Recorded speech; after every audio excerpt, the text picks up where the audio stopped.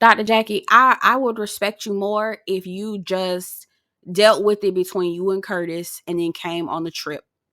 The fact that you let Heavenly do all of your dirty work, and then when you get to the trip, you made it a huge thing.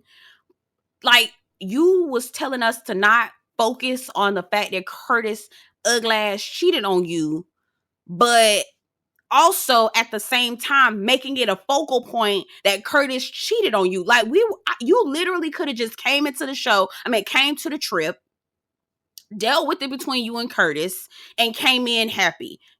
Curtis giving a warning. There were like several times where Curtis was like, don't play with us. We ain't for play. Basically, trying to give y'all warnings, don't come for us, kind of thing. Like, which leads me to believe some other stuff too, and we'll get into it. But I just felt like, how do you try to say don't make his infidelity be the focal point of this trip, but you also make his infidelity be the focal point of the whole fucking trip? It was crazy.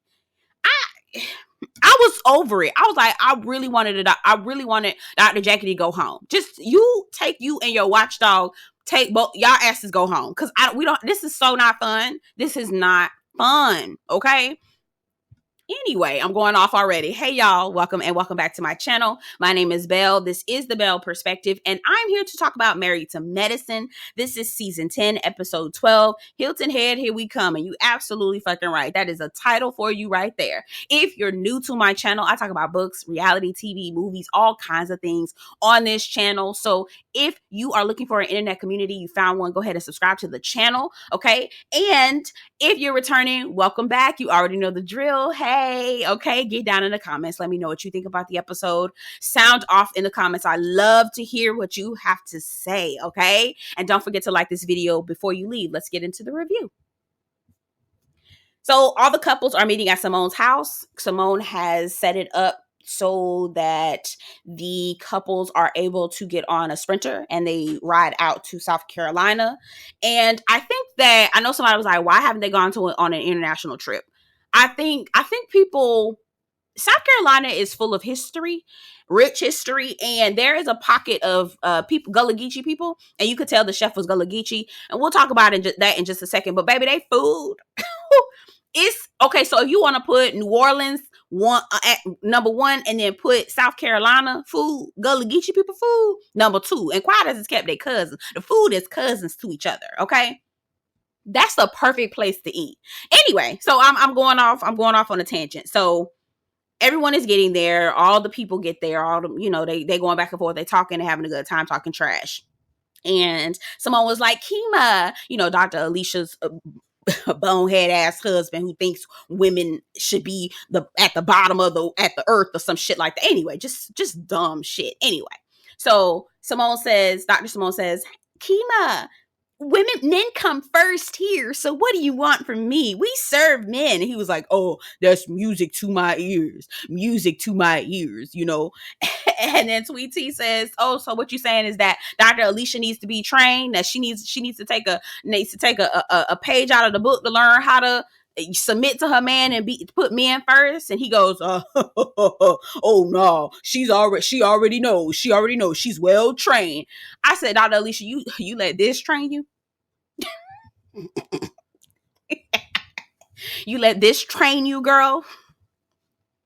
Good luck, girl. She said some old bullshit in the confessional. You know that I'm the neck and he's the head, and the head can't turn without the neck. I'm like, I know they done told you that in church, and you learned that, right? I know all these are black church phrases that you've been taught. I could tell, right? Is that where you got it from? I'm sure. Bullshit. Anyway, but that's your husband, girl. That's on you. So they're all waiting. They're like, okay, wait, everybody's here except for Heavenly, Damon, Jackie, and Curtis, right? So Dr. Simone calls out to Heavenly, hey, y'all, what's going on, girl? Wait, what's going on? What's going on, girl? Well, I ain't coming. Heavenly, I ain't coming. You know this ain't right, Jackie. And if Jackie ain't coming and Curtis ain't coming, I ain't coming either. It's like, Heavenly, girl, did your husband cheat on you? It's Hilton Head, South Carolina. Okay, so what if your daughter decided to go to a college in Hilton Head, South Carolina? Your ass ain't coming just because Curtis and Jackie ain't going? Girl, you...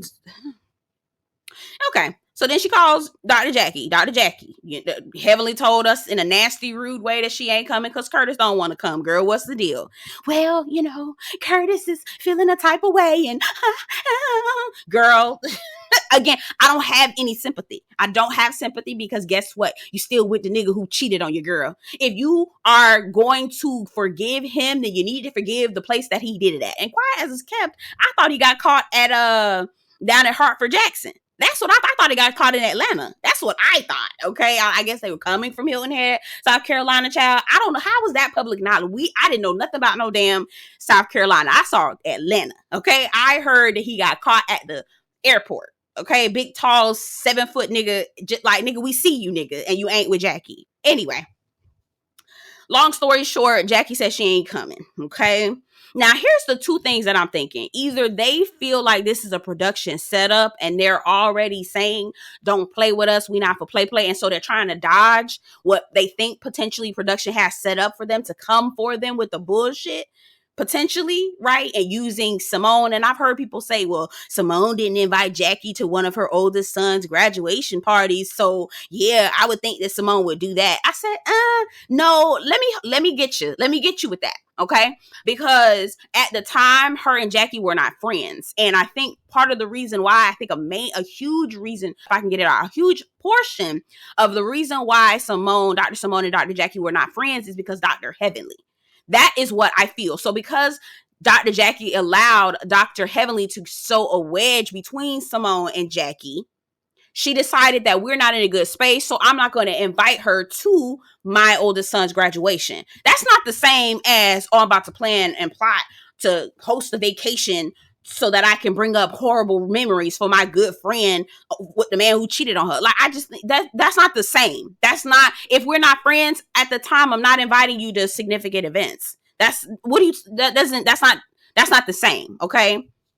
So I think personally, I'm going back to, girl, I went off on a tangent, child. You know how I get. Anyway, I get to talking and running my mouth. So, but I think that what they think is that Simone potentially is working with production to try to set Jackie and Curtis up with the bullshit, to try to dive into Jackie and Curtis's marriage about this whole cheating situation. But baby, ain't nobody worried about them niggas. We forgot about that. And Jackie, quiet as it's kept, if you forgave that nigga, why the fuck you mad that we going to South Carolina, girl? Please, okay? Please.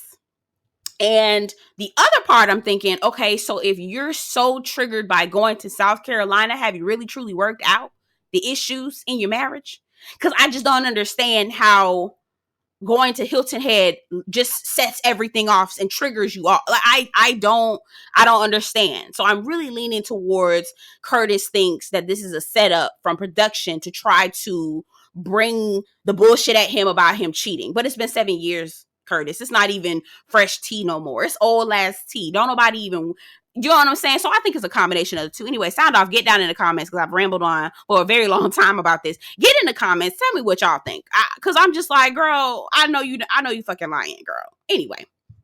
So they're all headed to get on the bus after they got the news from Dr. Heavenly and Dr. Jackie. Phaedra shows up with no man. And I'm with Toya. Now, here's the thing. I'm not with Toya when it was the whole couples trip thing. But why the fuck is Phaedra on Married to Medicine and she is not married to no doctor? She not even dating no doctor. What is going on? Like, why? And I'm not saying that. And here's the difference between Quad and Phaedra.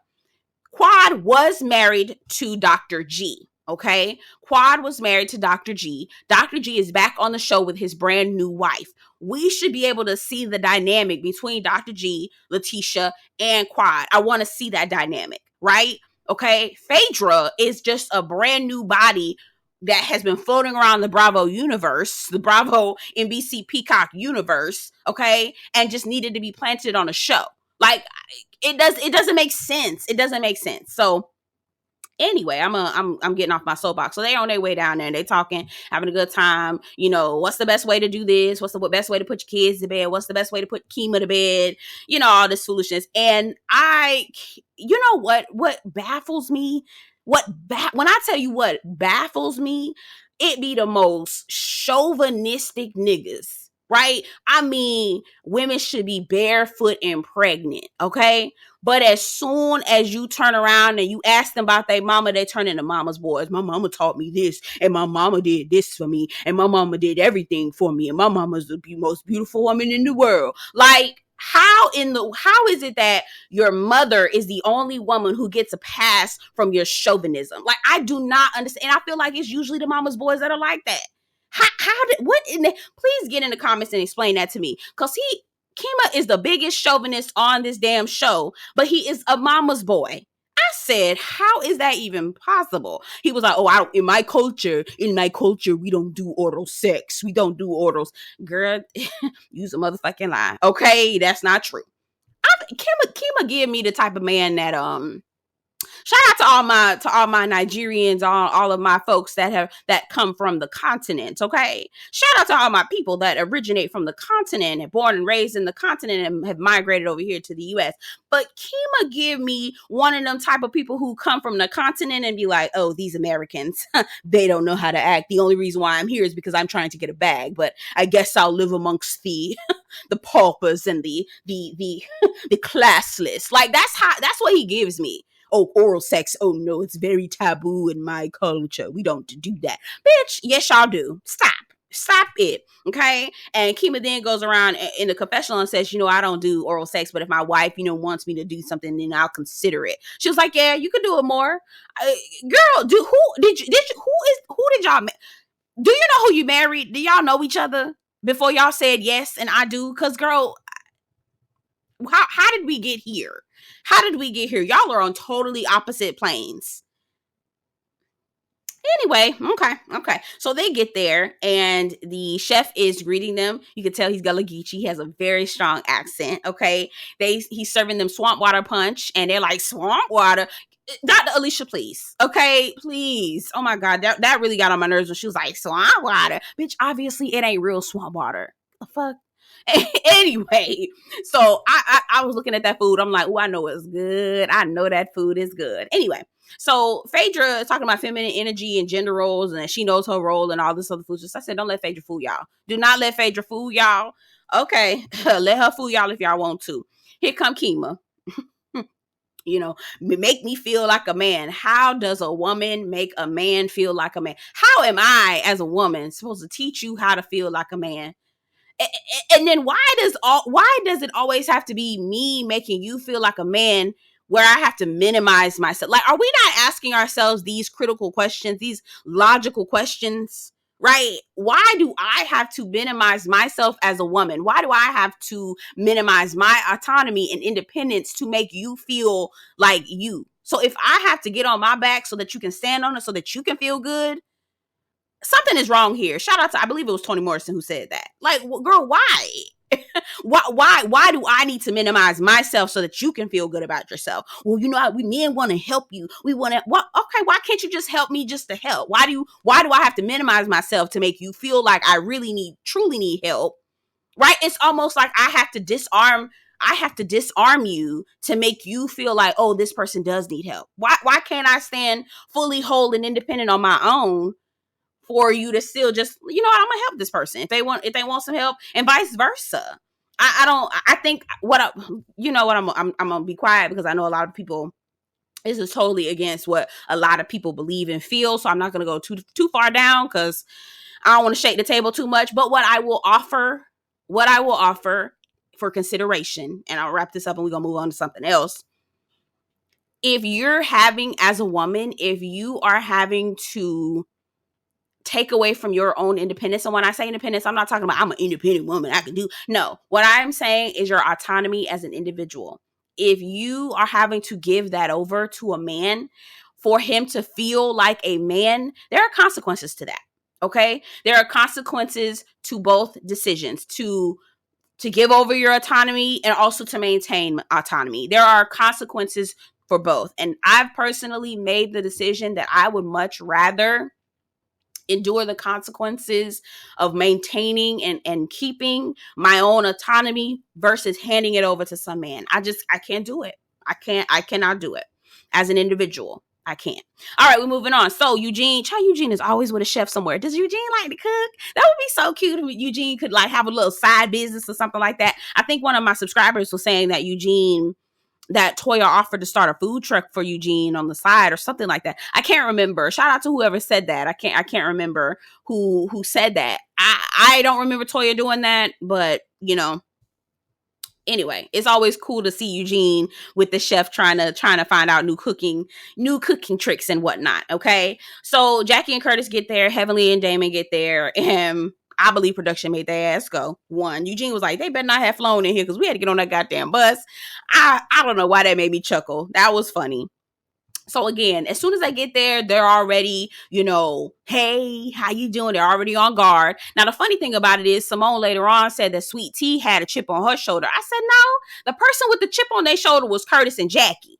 Those are the two people with a chip on their shoulder. Okay, they was already ready to defend themselves, coming in abrasive. Just we're not about to be made a fool of. Y'all ain't about to take us down to where we used to be and all. It happened almost 7 years ago. I don't even remember none of this. I bet you don't, Curtis. Because if you didn't remember, why the fuck we talking about all this? It don't take all that. It really doesn't. It really doesn't. Okay, for some shit you don't remember. Okay, so again, they're trying to tell everybody don't make him cheating be the focal point, while they're also simultaneously making him cheating be the focal point and digging their heels into the shit. It was just ridiculous. And I was with Sweet Tea. She says to Jackie, you made fun about me bringing up the past at my bachelorette party, talking about a woman that G had brought up to do such and such. And y'all were not sparing the expense of jokes with me. But here we are now. You're potentially put in a hot seat. That's not even really a hot seat. We're literally just in a city where your nigga was cheating on you. But you still with this nigga, right? But you're no sparing my expense. Y'all, I'm still going to be the butt of the joke. And I felt twofold about this. I was like, Letitia's absolutely right? They spared no expense in terms of riding her. Even Heavenly was like, oh, Letitia can get off the handle if she want to, child. We've seen worse. Quad was much worse. Still throwing little jabs at her about Quad. Like, I feel Letitia. I do. But also, Letitia, keep in mind, dear, that this is a show that Quad was on, okay? Quad is still on this damn show, mama. So I don't understand why you felt like you weren't going to have to deal with Quad or face Quad or deal with any of the mess that her friends or the people that she quote-unquote have known for almost 10 years. How did you not feel like they weren't going to have things to say about you? You know what I mean? Like, I was like, I'm with you, but also not really, because your argument don't fit. Not in this, okay? So Letitia tells Jackie that she does, she feels like, no, she doesn't want to make her uncomfortable, but she definitely needs to be in the hot seat. I said, that's actually the definition of being uncomfortable, but okay. So yeah. And then Jackie basically goes down her resume. I'm in the hot seat every day for operations. I'm in the hot seat every day. Again, she was able to do that with Letitia because Letitia a little slow, but baby, had you done that to me, no ma'am, I don't care what you're doing. We're not in the operating room. We're not talking about gynecological business, because that we can say the same thing for Simone. We're talking about you and your raggedy ass husband that you decided to stay with right now. We're not doing all of that, right? But Jackie was able to shut Sweet Tea down, and Sweet Tea was like, okay. I was like, girl, she just sunned you and you going along with it. I see why Greg with you, girl. You're not the brightest bulb. Okay. So again, Simone says that she thinks that Letitia arrived with a chip on her shoulder, and I don't agree with that. I think it was Jackie and Curtis. Like, let's be for real, okay? Simone then addresses Jackie directly and says, I don't give a fuck about nobody else at this table. I'm talking directly to my friend. Had it not been for my friends, I wouldn't have been married to my husband for 26 years, fucked around and forgot the damn year. She had been married to him for 27. Okay, Curtis was like, man, 27, okay? I want all my years. I said, all right, I know that all 27 years of you not having no job, but that ain't none of my business, okay? We gonna move on. Okay. And she said, I did not plan to reopen any wounds or anything like that. And I believe Simone. I really don't think that this was something that she was like, yeah, let's get Jackie with it. Like, no, again, you're with this man. You're still with this man, the man who cheated on you. And you mean to tell us that we need to be mindful of Curtis's feelings when he was the one that cheated on you? Girl, please make it make sense. Out of all the things that your resume that you ran down with Letitia, that makes sense. This, dear, does not make sense. It doesn't. Okay. So then Heavenly and Simone get into it. And Phaedra said it again in this episode as well. Let Jackie lets Heavenly basically do her dirty work, doing her bidding for her to get off in Simone's ass. Right? Exactly. So Heavenly and Simone exchange words. F you, F you, F you, F you, basically.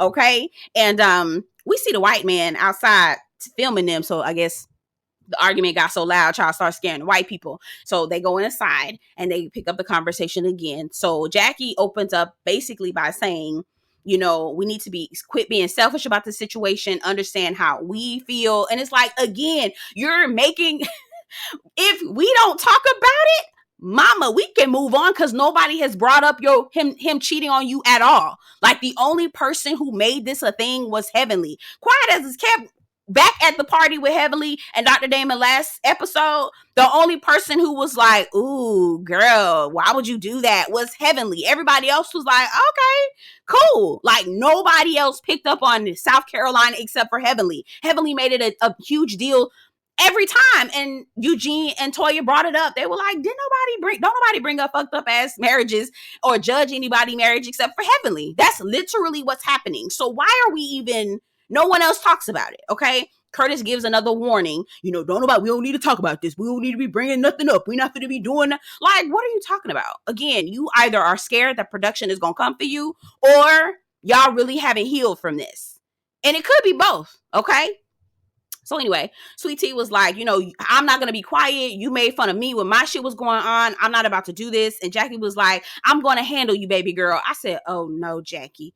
Oh, no. So Letitia goes off of her, calling her a bitch, F you, blah, blah, blah. I said, girl, see, that's how I know she's not a wordsmith and she not real smart up top, okay? Because that wasn't the time for curse words. What you needed to do was get Jackie together intellectually, okay? You needed to get Jackie together passive aggressively, meet her where she was at, okay? Because that's what the fuck Jackie was doing with you. She was passive aggressively sunning your ass, okay? And then you turned around and did some old rudimentary bullshit. Like, you bitch. Like, anybody could do that in the street, girl. No, you had to get her together with your words, okay? That's much more powerful than calling somebody a old bitch. Like, girl, that's not nothing.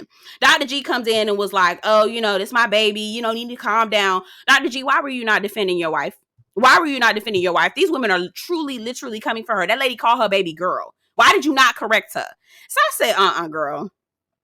But then later on, we find out that Sweet Tea is telling Dr. G she felt like she needed to protect him. I said, now well, wait a minute. Now, if we're still going under this whole men should provide and protect and all this other foolishness, she got to protect him too? Bitch, what?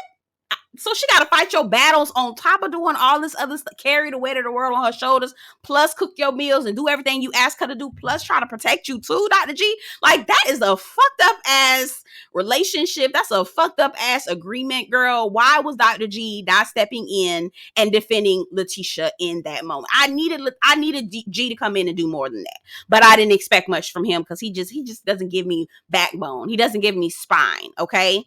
So later on, they're all dispersing. G and Letitia are talking. That was just such an awkward moment with them talking. It was just so ill to me. I literally wrote ill. I do feel like Letitia was right, but I also feel like she was wrong. It's like, yes, they made fun of you, but also you need to understand you're walking into their territory. I don't know why you thought that they were going to embrace you with loving and open arms. That was just crazy on your part. For real. You needed to be ready for war. In the confessional with Sweet Tea and Dr. G, they were saying, I'm not getting along with the women because of the age gap and all this other stuff. She keeps bringing up age gap, and I really need her to understand that her husband just as old as they are. And he quickly was like, age gap? I thought you were getting along well with the girls. See, that was him basically saying, identifying with these women that are much older than her and trying to say, oh no, that's not it. That's not it. Because we got the same age gap. Quiet as it's kept, it might be even more, because I do feel like Dr. G older than some of the women. Anyway, the next day, they get on the bus and the guys are going to cooking class. The girls are going to go play golf. And the guys are just having lighthearted fun, making fun of Kima and everything, because he's gonna be the butt of the joke for the rest of the trip. And Sweet Tea, I need to just call her Letitia, because she's a grown ass woman. Letitia tries to extend an apology to Jackie. Jackie was like, that apology was for you. And roses are red, violets are blue, sugar is sweet, kiss my ass too. Basically is what Dr. Jackie said. And slow ass Letitia, you think she accepted my apology? Bitch, no. Girl, no. What? Girl, what? Why are you? No, mama. No, she did not. No, that was a big fat ass no. Could you not tell? I'm like, girl, what school did she go to? Did she have some schooling? She not that. She really not that bright. She really not that bright, y'all. She not. And that's okay. Everybody doesn't have to be bright. I'm not the brightest neither. I'm not. But goddamn, I knew that wasn't no accepted apology. Anyway, anywho, okay. Anywho, y'all get down in the comments. Let me know what you think about the episode. Listen, I enjoyed the episode. It was fun. It was fun to me. Anyway, get down in the comments. Let me know what you think about the episode. And don't forget to like this video before you leave. And I'll see you guys in the next one. Take care.